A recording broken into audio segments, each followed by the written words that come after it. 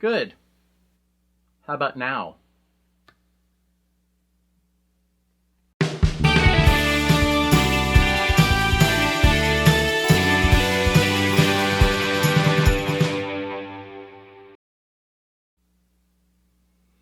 It's kind of hard for me to talk about this without sounding snarky, so I'm not going to try to rein that in. I'm just going to be snarky. I knew this expression before it was a thing in the national consciousness, when it was just a thing that people from northern New Jersey and New York City said. Maybe some of the further reaches of Connecticut, maybe Portchester. But people would say bada bing, for real. Now, I want to say they said it unironically, but they didn't, because there's so much irony inherent in things.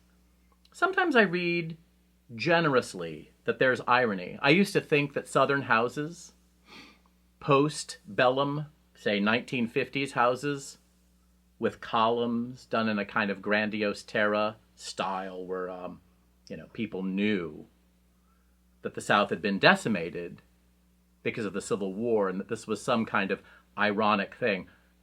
Okay, no. That was not only a generous read, but it was a naive read. It was an establishment of, here we are with these columns. Take that. I'm drooling about it. Take that, and we're going to put stars and bars on our flag. And we're going to do all kinds of things with education, property taxes, voting, and it's all made manifest in the House. But I also think there are certain elements of our culture that are ironic or cheeky that don't get credit for being that way. Like, say, a lot of country music sung by white Southerners.